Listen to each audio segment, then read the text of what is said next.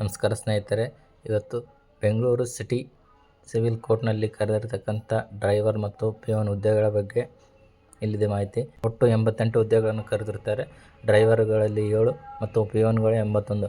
ಹಾಗೆ category wise divide ಆಗಿದೆ. ಆನ್ಲೈನಲ್ಲೇ ಅರ್ಜಿ ಸಲ್ಲಿಸಬೇಕು. ಅರ್ಜಿ ಸಲ್ಲಿಸುವ ದಿನಾಂಕ 1/7/2026ರಿಂದ 30/7/2026ರವರೆಗೆ ಅರ್ಜಿ ಸಲ್ಲಿಸುವ ಕೊನೆಯ ದಿನಾಂಕವಾಗಿರುತ್ತದೆ.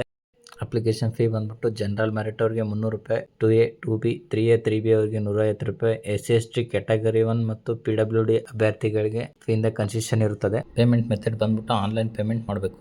ಡ್ರೈವರ್ಗಳ ಪೇ ಸ್ಕೇಲ್ ಹೇಳೋದಾದ್ರೆ 34,100ರಿಂದ 67,600 ಮತ್ತು P1 ಬಗ್ಗೆ ಹೇಳೋದಾದ್ರೆ 27,000ದಿಂದ 46,600. ಮಿನಿಮಮ್ ಕ್ವಾಲಿಫಿಕೇಶನ್ ಬಂದು ಡ್ರೈವರಿಗೆ SSLC ಎಕ್ಸಾಮಿನೇಷನ್ ಪಾಸ್ ಆಗಿರಬೇಕು ಮತ್ತು ಹೆವಿ ವೆಹಿಕಲ್ ಡ್ರೈವಿಂಗ್ ಲೈಸೆನ್ಸ್ ಬೇಕಾಗುತ್ತದೆ.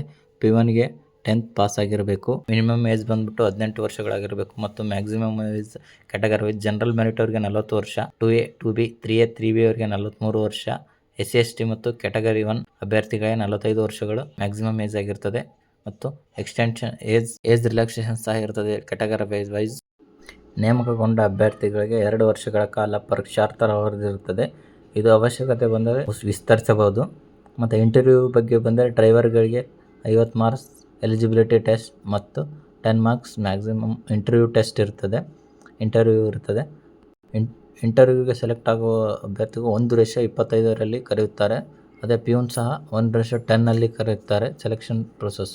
ನೆಕ್ಸ್ಟ್ ಮೋಡ್ ಆಫ್ ಸೆಲೆಕ್ಷನ್ ಬಗ್ಗೆ ಹೇಳೋದಾದರೆ ಇಂಟರ್ವ್ಯೂ ಮಾರ್ಕ್ಸ್ ಆ್ಯಂಡ್ ನಿಮ್ಮ ಟೋಟಲ್ ಪರ್ಸೆಂಟೇಜ್ ಮೇಲೆ ತೆಗೆದುಕೊಳ್ಳಲಾಗುತ್ತದೆ. ಲಾಸ್ಟ್ ಕಟ್ ಆಫ್ ರೌಂಡ್ ಬಿಡ್ತಾರೆ. Candidate claiming reservations, caste certificates, PDP, PWD, ex service man, rural quota ಮತ್ತು 371J ಆ್ಯಂಡ್ ಸಮ್ ಮೋರ್.